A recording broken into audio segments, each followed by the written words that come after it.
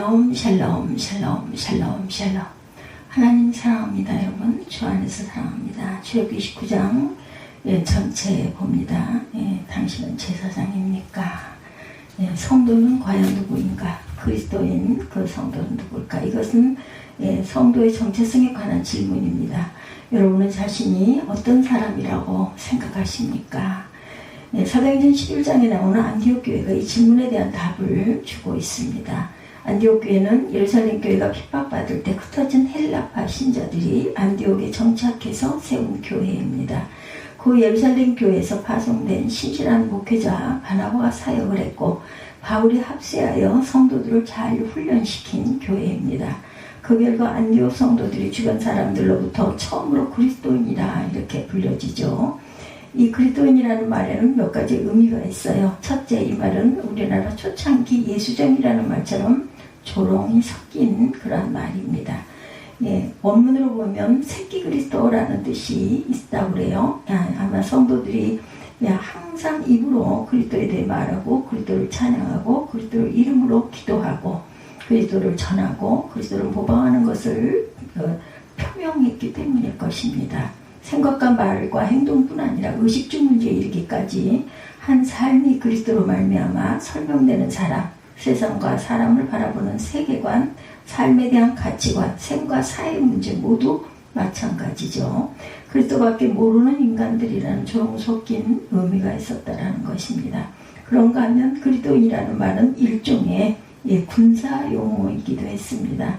당시 한 장수의 지휘 아래 하나가 되어 전쟁에 임하는 사람들을 그 장수의 이름을 붙여서 아우구스투스, 티투스 등과 같이 불렀어요.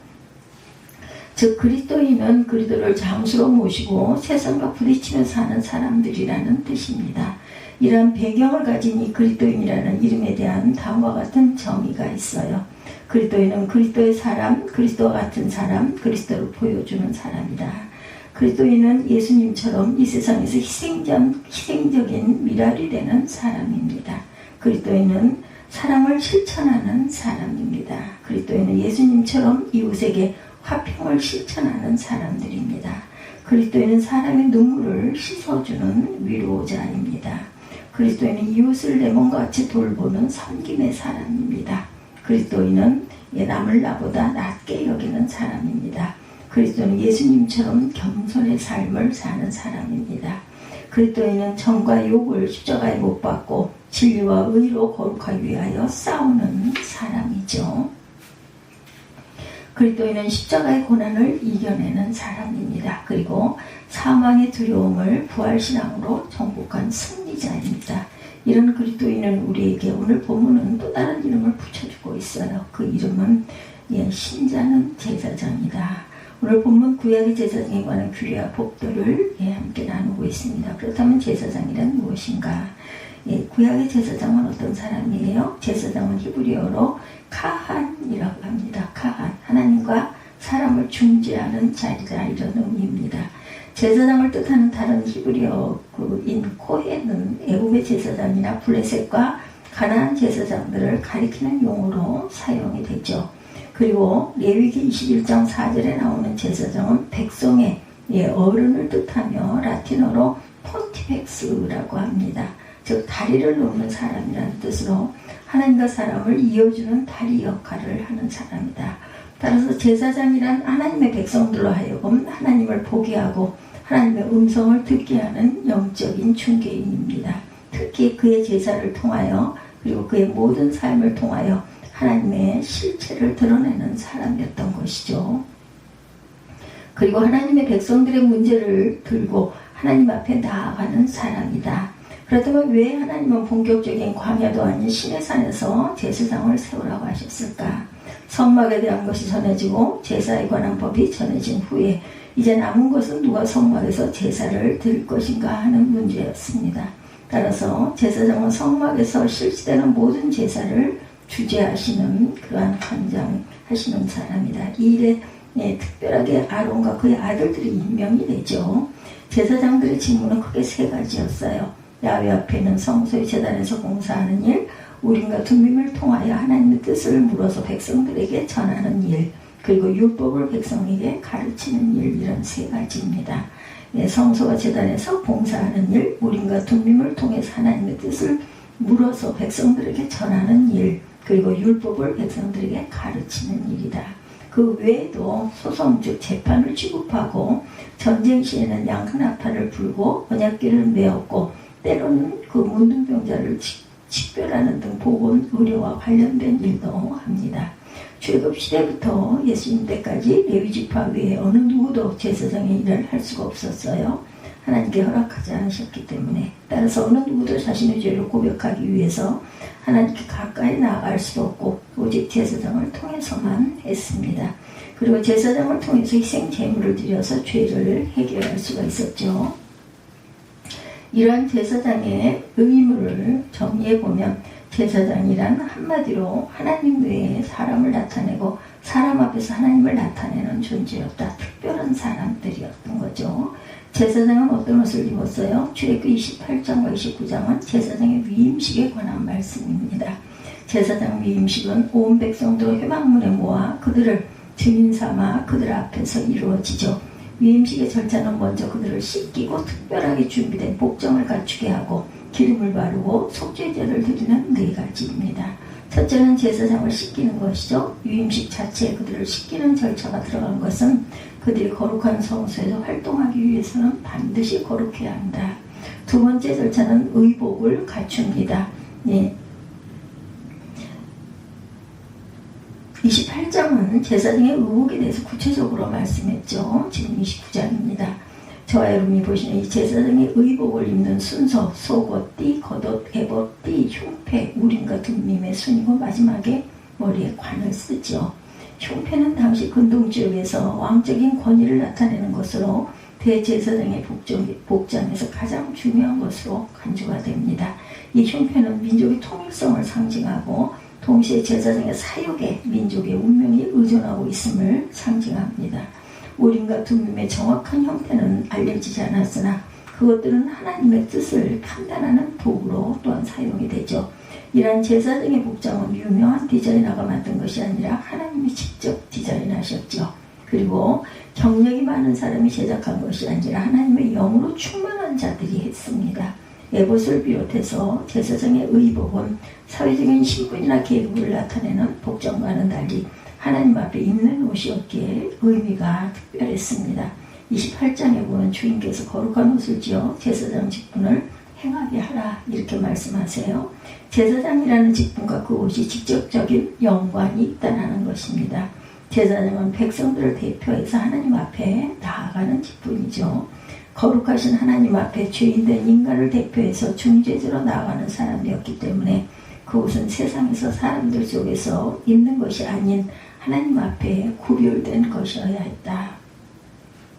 이러한 대제사장의 복장이 구약의 레위지파 아론의 후손에게만, 오늘날의 성직자에게만 해당하는 것일까? 예, 그 부분에 대해서 함께 찾아보도록 합니다. 과거에 사람이 하나님 앞에 나아갈 수 없었기 때문에 제사장이 사람들을 대신해서 특정한 의복을 입고 나아갔지만 주님의 십자가의 보혈 사건 이후에는 왕같은 제사장의 사명을 모든 성도들에게 주셨어요. 다시 말하면 저와 여러분은 아론이 입었던 의복을 입고서 주님 앞에 나아가야 한다는 거죠. 그렇다면 그 옷은 과연 어떤 옷일까? 여러분 입어야 할 옷은 거룩한 것이어야 한다. 아름다운 것이어야 합니다. 그리고 지혜의 영, 성령이 충만한 사람이 준비한 옷이어야 한다. 이러한 옷은 오직 주님의 보혈과 십자가의 공로를 입을 때만 가능합니다. 이렇게 하나님의 백성인 저와 여러분들이 구별된 복장을 갖추고 주님께 나와 구별된 모습으로 예배드리는 것이 하나님의 요구이다. 예, 옷이 외형이 형식이 무슨 의미가 있느냐 할지 모르겠지만 마음의 표현인 겉모습이 마음의 표현입니다. 겉과 속이 같을 때 그것이 하나님이 기뻐하시는 것이라는 거죠. 마음을 정결하게, 몸도 의복도 정결하게 주님 앞에 서는 것이 하나님의 뜻입니다. 제사장은 어떻게 세워지는가? 이어서 29장 제사장의 위임식 절차에 관한 말씀이죠. 위임식은 제사장이 먼저 몸을 씻는 것으로 시작해서 의복을 갖추고 세 번째 순서로 기름을 붓거나 바르죠. 이것은 기름이 부어지는 그 사람이 세속의 영역을 쓰고 또 하나님의 영역, 거룩한 영역으로 옮겨졌음을 뜻합니다. 창세기 28장 18절에서 19절에 증거합니다. 그리고 이 기름은 하나님을 섬기는 사역에 필요한 하나님의 영이 제사장에게 임하였음을 상징하는 것이기도 하죠. 네 번째 절차는 제사장이 하나님께 세 가지 제사를 드립니다. 속죄제, 화목제, 번제이죠. 왜 이런 세 가지 제사를 드려야 할까? 제사장은 다른 사람을 위해서 하나님께 제사를 드리는 사람인데 남을 위해서 제사 드리기 전에 자신이 먼저 하나님 앞에 드려야 할 제사가 있음을 보여줍니다. 즉 그들은 죄인이라는 것, 죄 문제를 해결하지 않고는 주님 앞에 설 수 없다는 뜻을 가지고 있습니다. 제사장들이 먼저 드려야 하는 제사는 속죄제입니다. 이거는 속죄하라고 번역되어 있지만 사실은 정결제이기도 하죠. 이 속죄제는 부지 중에 범한 죄 때문에 드리는 제사. 제사장은 먼저 자신을 위해서 예배하되 부지 중에 범한 계명들을 생각하면서 제사를 드려야 했다라는 것이에요. 항상 속죄 다음에 번제를 또한 드리죠. 이 번제는 어떤 의미일까? 번제는 제물을 태워 하나님 앞에 드린다는 의미에서 헌신의 의미가 있습니다. 즉 번제는 제사장들의 헌신 예배와 같은 성격이었던 거죠. 번제에 순양이 태워지는 것을 보면서 제사장으로 최선을 다해 하나님을 섬기겠다는 거룩한 헌신을 다짐합니다. 세 번째 드려야 하는 예배 화목제입니다. 화목제는 기쁨과 감사의 예배죠. 축제입니다. 직접적으로 하나님을 섬기는 일에 부름받은 것과 하나님과 만나는 놀라운 특권에 대한 감사의 표현입니다. 이런 위임식은 7일 동안 거행이 되죠. 사람이 자신을 더럽힌 것은 순간 일어나지만 거룩하게 되는 과정은 시간이 필요하다. 이처럼 구약의 제사장은 하나님과 제사, 즉 예배를 위해 구별된 사람이었고 제사장은 하나님과 가장 가까이 있던 사람이었다. 그리고 성소에 앉아서 쉴 의자나 누워자 할 침대가 없었습니다. 그들은 성전에 서서 온 마음과 정성을 다하여 하나님을 섬기죠. 그들은 사람들을 하나님께 또한 인도하는 자들이기도 합니다. 그리고 그들은 백성의 대표자였어요. 속죄일이 되면 대제사장은 이스라엘을 대표하고 대신해서 지성소에 들어가 이스라엘의 죄를 고하고 제사를 드리고 죄 용서함을 받습니다. 일종의 중보자, 하나님과 사람 사이에 다리를 놓는 자다. 제사장은 땅의 기업이었고 하나님의 그들의 기업이 된 자들이죠. 신명기 18장 2절에 증거합니다. 하나님은 레위 지파에게 기업을 주시지 않았어요. 대신 땅과 비교되지 않는 하나님 자신을 기업으로 주십니다. 그 이유는 세상 영매지 않고 오직 하나님만 생각하고 섬기게 하기 위함이었고 하나님만 노래하게 하기 위함이었다. 에봇으로 하나님의 뜻이라고 알아서 내 백성을 인도하는 자들이기도 하다. 또한 백성들에게 율법을 가르치는 자들이죠. 말라기 2장, 호세아 4장 1절에서 10절입니다. 하나님의 말씀을 부지런히 공부하고 순종의 본을 보이고 권위 있게 가르쳐서 백성들을 하나님의 백성답게 만드는 사람들입니다. 네 번째 구약의 제사장은 오늘의 누구이냐? 이러한 구약 제사장들은 신약시대에 와서 보편적인 영적인 직분으로 바뀌죠. 회개하고 그리스도를 믿고 그리스도에 속한 모든 자들이 다 만인 제사장이죠. 구약의 제사장은 육신적으로 타고난 혈통에 의해 결정되었다면 신약의 제사장들은 영적인 거듭남에 의해서 결정이 됩니다. 거듭나면 제사장이 될 수가 있었다라는 것이죠. 거듭나 하나님의 자녀가 되고 성령을 모신 모든 그리스도인들은 다 제사장입니다. 베드로전서 2장 9절에 오직 너희는 택하신 족속이요 왕같은 제사장이다 이렇게 말씀하죠. 베드로전서 2장 5절에도 너희는 산돌같이 신령한 집으로 세워지고 그리스도로 말미암아 하나님의 기쁘게 받으실 신령한 제사를 드린 거룩한 제사장이 될지라 이렇게 말씀하십니다.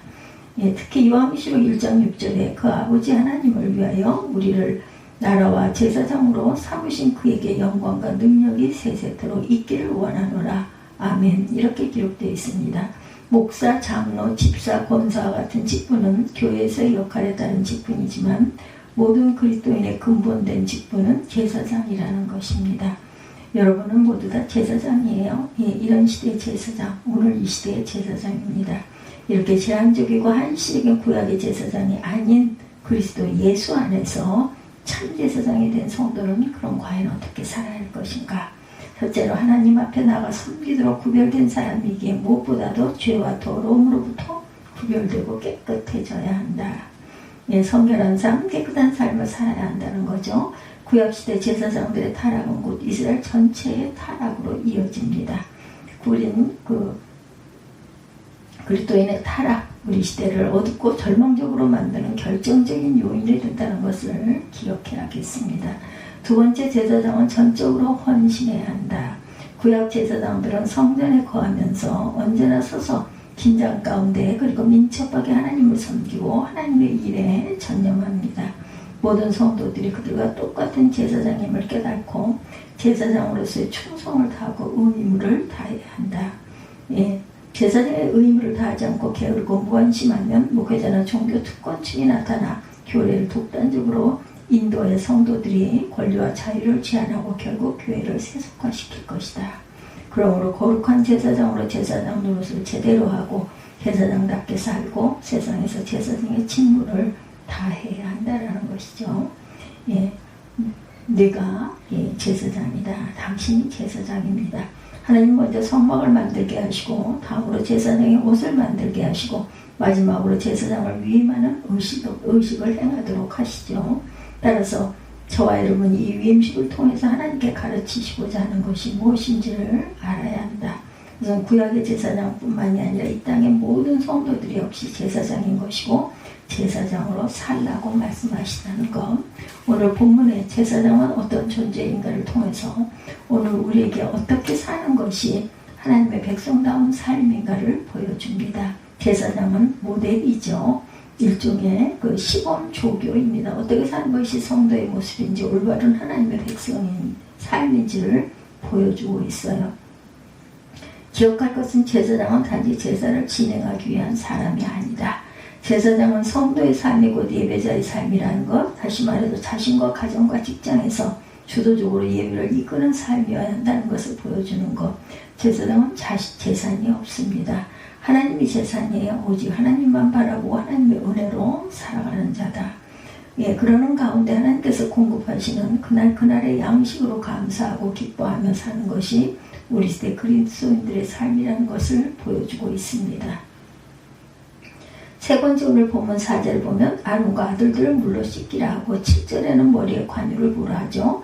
이것은 제사장이 거룩한 존재임을 의미합니다. 성도는 거룩하게 살아야 한다는 메시지입니다. 여러분은 거룩하십니까? 세상과 구별되어 살아가고는 있습니까? 이제 여러분 자신이 주님께서 원하시는 제사장의 모습으로 살아가고 있는지를 살펴보시기 바랍니다. 예수께서 우리의 대제사장이 되시고 우리를 제사장으로 삼으셨으니 이것을 깨달은 자들이 하나님 앞에서 거룩한 제사장으로 하루하루를 살아야 할 것이다. 누군가 저와 여러분을 지켜보는 사람이 제사장 된 여러분을 바라보면서 여러분의 중심을 그의 마음으로 받아들이고 여러분의 생활 태도를 자신의 생활 태도로 받아들이고 애쓸 때 그것이 참 제사장으로 살아가는 것임을 기억하십시다. 그리고 이 어두운 세상을 짊어지고 하나님께 나아가 중보하며 울고 부르짖어야 할 사람인 것을 또한 잊지 마시기 바랍니다.